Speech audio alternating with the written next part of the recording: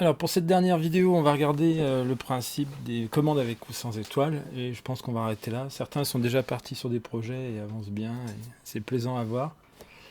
Euh, donc l'idée, ça va être juste de regarder la commande, comment on peut faire une commande étoilée, et puis pourquoi faire une commande étoilée. Et puis on partira, je vais vous montrer rapidement sur un petit exemple, et après on ira directement voir le code que je propose, mais il n'a rien d'extraordinaire. D'ailleurs j'ai fait un peu brut, mais bon, c'est pas très grave. L'idée est là, et après on peut affiner et le faire chacun à sa sauce. Donc le principe est le suivant. Bon, d'abord on va faire un document de type article. On va pas mettre d'option ni de package d'ailleurs aujourd'hui, pas besoin. Et begin document. Et donc là-dedans on voudrait fabriquer une commande qui réagit simplement à sa version étoilée avec une mise en forme différente. Donc ici vous avez l'aperçu de ce qu'on va avoir après avec le projet des cartes de mathématiciens. Là, c'est que le siècle ici est précisé en version étoilée, donc il apparaît comme partout ailleurs en romain, en chiffres romains, etc. Simplement, c'est sur fond orange pour tout ce qui concerne l'Antiquité, enfin avant Jésus-Christ, et en bleu pour tout ce qui est après. Donc on doit avoir Leibniz là-bas. Et en plus de la couleur qui change, ici on n'a rien par défaut, et donc en version étoilée, on a avant Jésus-Christ qui apparaît ici. Donc on va regarder comment fonctionne ce principe de commande étoilée. Parce qu'en fait, on le connaît, enfin vous l'avez peut-être déjà vu, donc je vais faire chapter, mais ça marche pas en version article normalement, c'est pour les livres, il me semble. Mais vous avez avec ou sans, et donc par exemple avec, enfin sans étoile, c'est des chapitres numérotés, etc., indexés par un compteur. Et puis avec la version étoilée, vous n'avez que le titre qui apparaît dans la typo et la police, enfin la taille qui est prévue pour les chapitres, mais qui n'apparaît pas en numéroté. Et donc il y a beaucoup de commandes qui fonctionnent comme ça. Je sais pas. Il y a beaucoup de commandes qui fonctionnent avec ou sans étoile. J'en ai plus en tête. Voilà, aligne avec ou sans étoile, etc. Même les environnements. Donc comment faire? D'abord, on va se créer deux petites commandes. Alors on va faire tout simple. On va faire une commande qui nous salue très respectueusement, et puis une commande un peu plus où on est un peu plus proche. Donc on va appeler ça salut. New command. Cette nouvelle commande, on va l'appeler salut tout court. Elle prendra un argument, c'est le nom de la personne à qui je m'adresse. Et on va lui faire dire bonjour, très cher. Et là, on va mettre le nom de la personne, par exemple. Voilà. Donc voilà, si ma première commande. Et si on veut la tester, on fait salut Yann.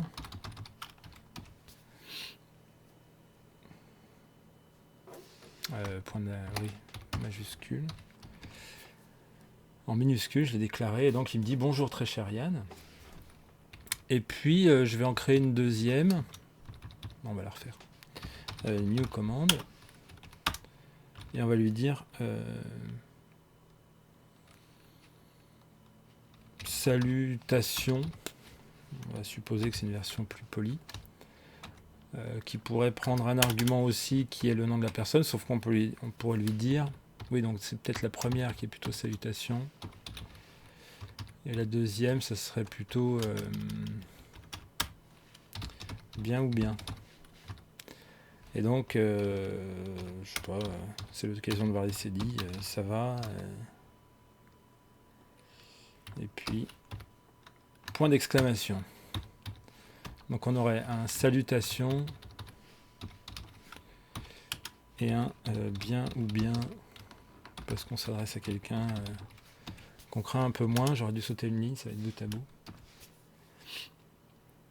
Et du coup, on aimerait en faire une seule et même commande avec une version étoilée qui serait la version la plus respectueuse, bien bonjour très cher, et puis une version de base, basiquement on dit bonjour en disant ça va.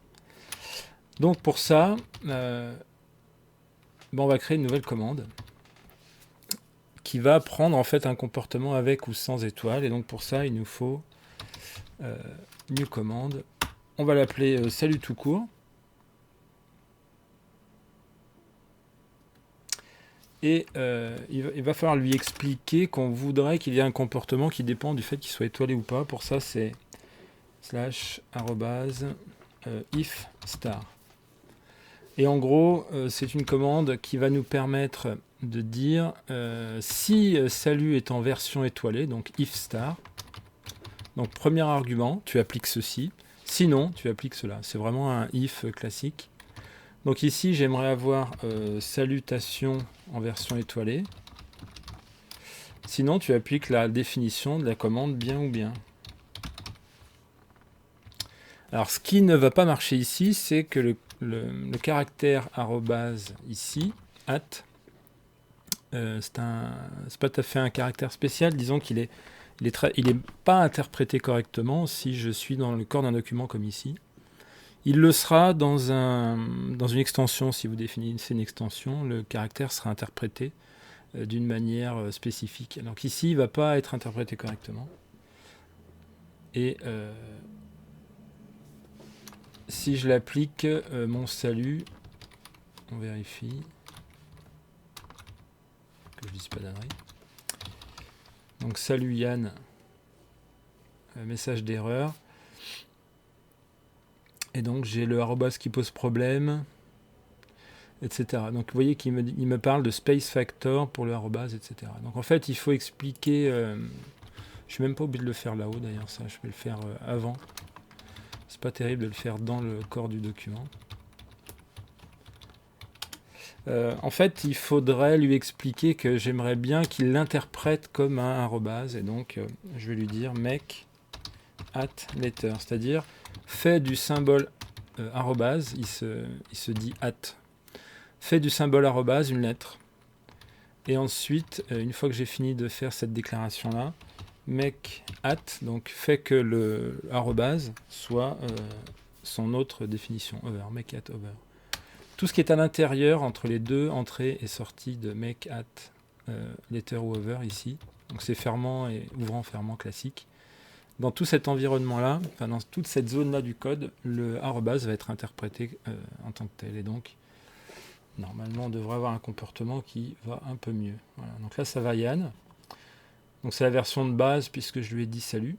Et en version étoilée, il va aller chercher l'autre définition. Puisque if star, arrobase if star, at if star, dans ce cas-là, il est validé et donc je vais dans la première alternative. Donc voilà l'idée. Alors comme bonne habitude pour faire ce genre de choses, là j'ai fait exprès un peu, salutation est bien ou bien, on comprend de quoi ça parle évidemment, mais du coup ça serait bien peut-être de prévoir le coup nous-mêmes en disant salut star. Alors, c'est l'habitude que j'ai pris en regardant le code de la personne à l'origine de cette histoire de carte. Je sais pas si c'est pas ça le camel case, le fait de mettre des majuscules aux premières lettres, sauf pour le premier mot, je me souviens plus. Enfin, il y a des nomenclatures en informatique comme ça, j'essaye de prendre le coup. Et donc ici, je l'appellerai la version star, donc salut star, et ça serait salut no star. Donc peut-être un coup à prendre au niveau de ces choses-là, vous avez un corps de commande.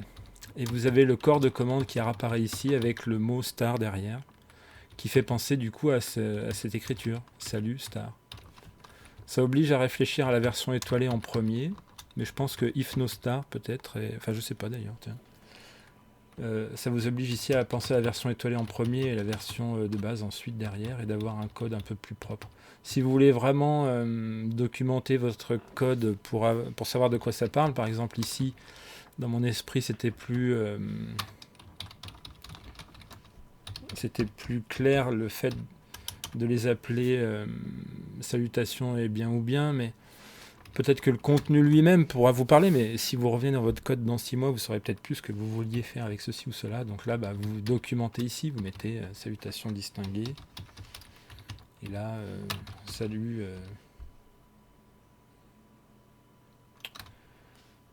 je saurais pas comment dire, enfin bref, pas vulgaire, vous avez compris l'idée. Donc voilà ce qu'on va pouvoir faire avec ces commandes étoilées, ce qui va rendre le code beaucoup plus simple, puisqu'il y a certains codes qu'on va utiliser pour une ou plusieurs alternatives. Après, s'il y a vraiment trop d'alternatives, on passe aux options. Dans ce cas-là, bon, c'est un peu moins joli, mais ça permet d'avoir beaucoup plus de contrôle. Tiens, d'ailleurs, on peut mettre une option ici, c'est l'occasion de le voir. Donc on va mettre des options et puis on va regarder aussi le fait que les deux commandes n'ont pas forcément le même nombre d'arguments. Alors j'ai pas réfléchi à quoi.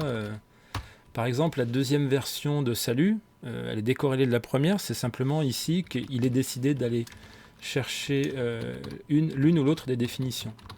Mais du coup, l'option salut, elle va adopter le nombre d'arguments qui est appelé par la commande correspondante. Donc je peux très bien mettre 2 arguments dans salut no star, la version plus proche. Donc ça va, on en a un. Bien ou bien, c'est l'occasion de le remettre.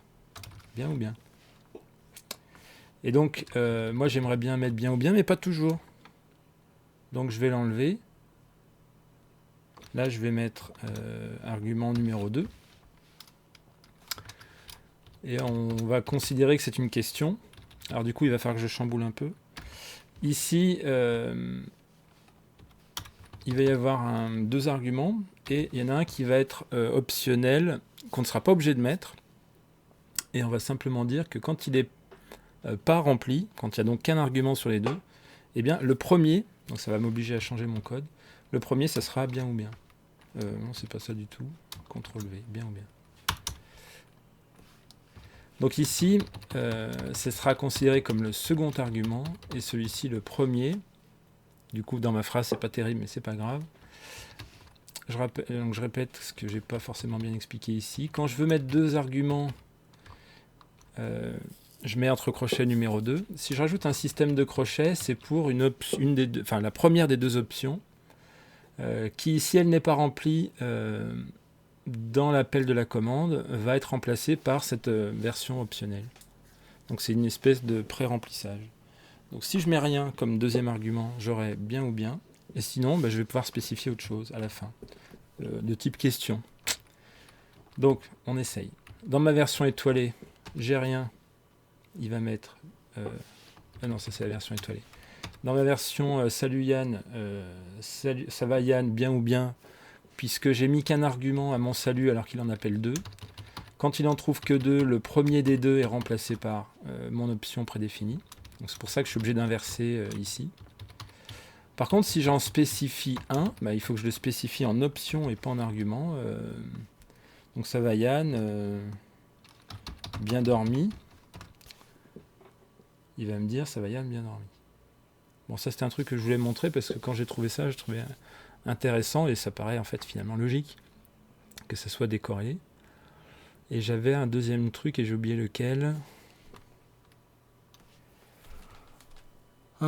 Tant pis, je me réécouterai peut-être, mais c'était certainement pas très grave. Donc j'ai une version optionnelle. Voilà. Donc j'ai décorrélé les 2 et c'est tout ce que je voulais faire. Donc maintenant on va pouvoir aller voir le code avec l'histoire des cartes. Donc ici vous avez en fait mon ancienne commande de carte que j'ai renommée carte no star, puisque du coup moi je fonctionne toujours comme ça maintenant. Donc j'ai la version de base sans étoile et je l'ai copié-collé. Et simplement, dans la carte version star, j'ai changé des bricoles, donc on va voir comment.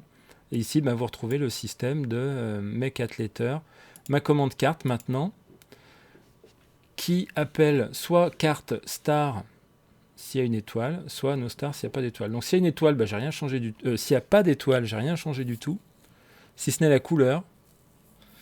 Et en version étoilée, qu'est-ce que j'ai rajouté ? Simplement... alors si vous vous rappelez de la version, la commande précédente, la vidéo précédente, il y avait right corner shape, c'est-à-dire l'endroit où on affiche le petit coin, la petite bande de couleur en haut à droite, et c'est là que je voulais mettre le siècle. Eh bien, je rajoute simplement un node. Voilà, j'ai fait n'importe quoi. Je rajoute simplement un node à la suite au lieu de fermer avec ma comma ici, mon point virgule.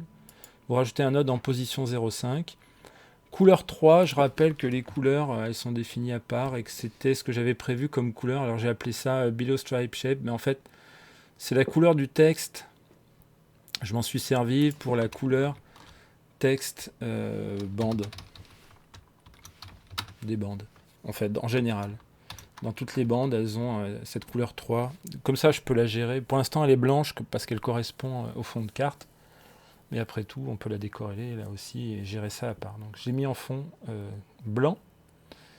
Et enfin, comment on écrit les siècles? Alors au niveau typographique, on conseille généralement d'écrire en script. Ici, vous mettez romane numérale, donc chiffre romain, hein, c'est pas plus bête que ça.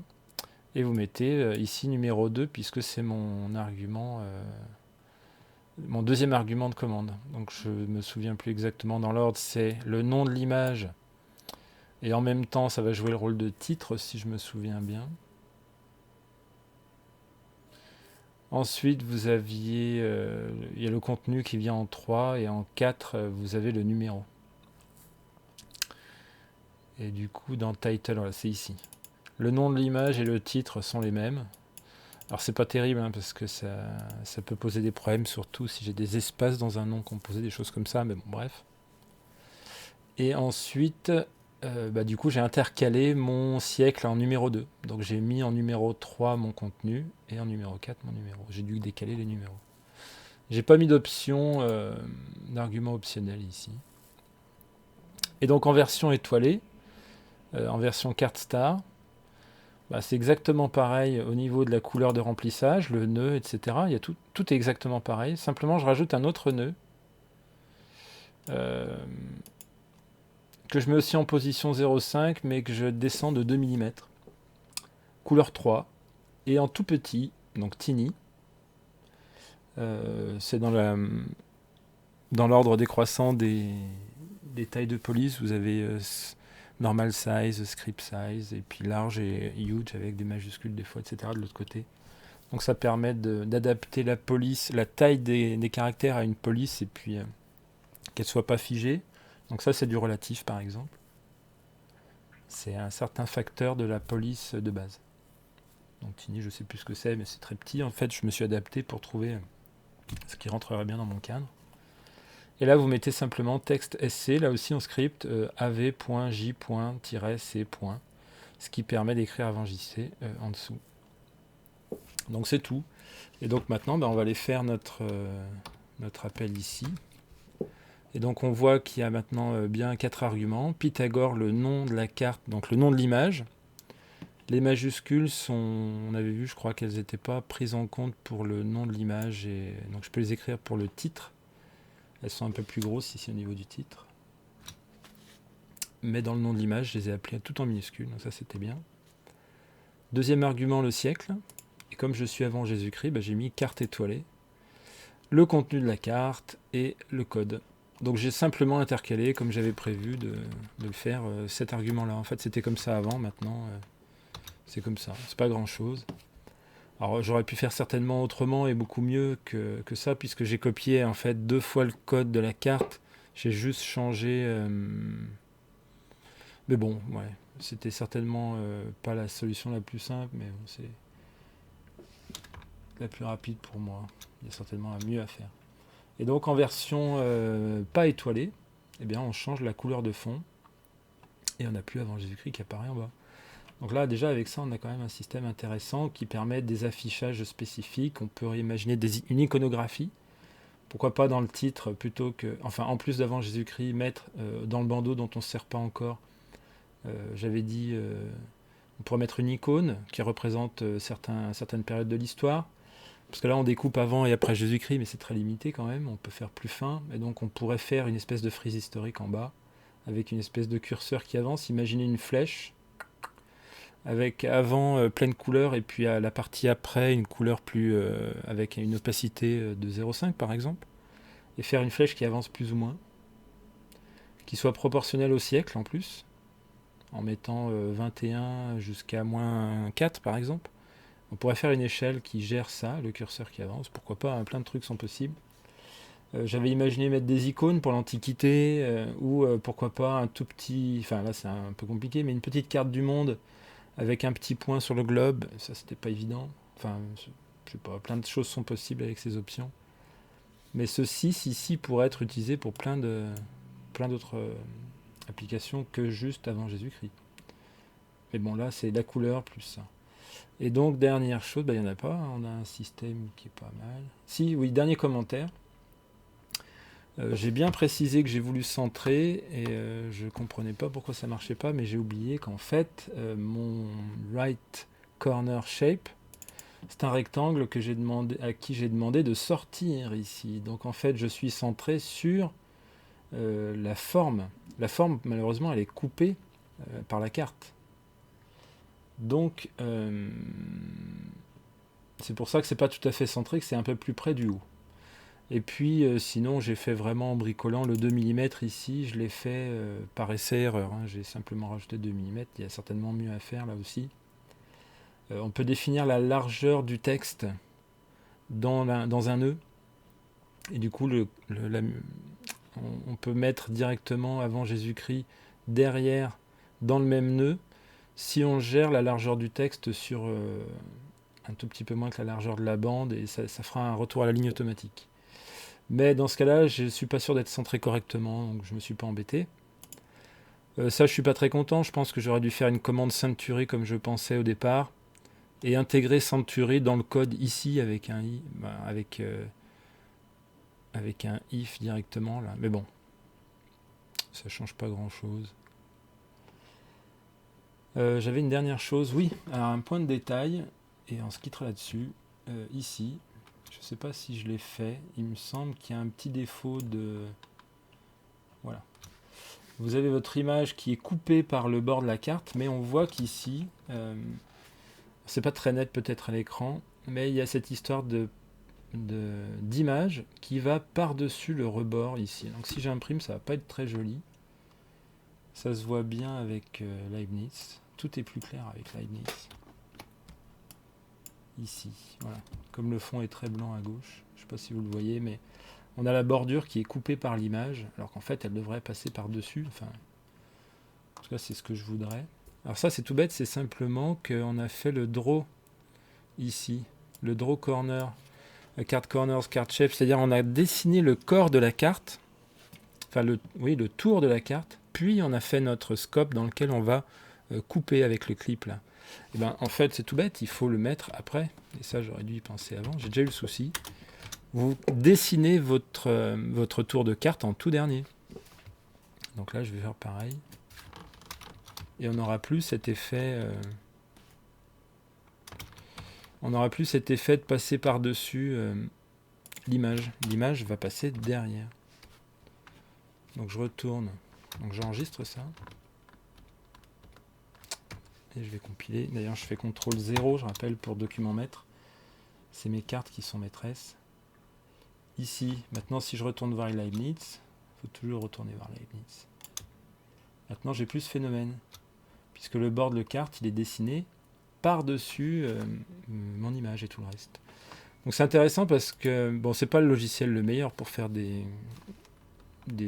cartes, ou on peut faire des magazines, des documents, des livres, on peut faire plein de trucs. Il y a des logiciels qui sont dédiés à ça, mais ce qui est intéressant, c'est d'avoir le nez dedans et de comprendre, par exemple, qu'ici, l'ordre du dessin, c'est comme un empilement du bas vers le haut. La dernière chose appelée comme commande, réalisée, va se dessiner par-dessus les autres. Donc il y a une notion finalement qu'on appelle ça, de calque, qu'on retrouve dans beaucoup de dessins, dans beaucoup de logiciels de dessin. Donc c'est très intéressant en fait à faire comme ça soi-même, pour ensuite retourner vers d'autres logiciels qui sont dédiés à ces choses-là, pour comprendre cette logique d'empilement, de clip, comme on a utilisé là. Enfin, il y a tout un tas de choses qu'on retrouve dans les autres logiciels. Mais bon, là, c'est quand même des choses qu'on peut faire soi-même et qui sont intéressantes aussi à faire à la main. Surtout pour intégrer, l'idée, c'est pas de remplacer les logiciels, on peut pas. Mais par contre, c'est de pouvoir intégrer ça dans nos cours en LaTeX, que ce soit en maths ou en sciences en général. Si c'est pour faire des cartes, il y a certainement mieux que ce qu'on est en train de faire là, c'est certain. Voilà, c'est juste que ça permet d'apprendre des petits trucs qui serviront par ailleurs pour la mise en page d'un document et compagnie. Et ben, je crois que c'est tout, on a fait le tour, j'ai plus trop d'idées pour ajouter, là je suis parti sur autre chose, on parlera éventuellement une prochaine fois, toujours dans TIKZ, mais j'ai regardé un peu pour un peu de géométrie en fait, faire des dessins avec plot qui permettent de dessiner des courbes, enfin des graphiques. avec des fonctions et des choses comme ça, et c'est pas inintéressant. Même si je préfère quand même les dessiner en GeoGebra, faire une copie d'écran, enregistrer dans mon dossier image et faire un appel, surtout que la compilation est bien moins longue. Mais bon, ça vaut le coup d'aller regarder un peu parce qu'il y a des choses qu'on peut complètement contrôler avec TIKZ au niveau des courbes qui sont pas inintéressantes non plus. Voilà. Écoutez, je vous souhaite beaucoup de courage dans vos projets. N'hésitez pas à partager si vous avez développé votre système de cartes ou autre chose, d'ailleurs dérivé de ça, ça m'intéresse de voir parce que en fait je m'inspire de ce que font les autres pour moi m'engager dans des choses et ça me donne des idées et c'est comme ça que j'avance, donc ça m'intéresse tout simplement de voir ce que vous en faites. En espérant que ça vous a aidé, à bientôt.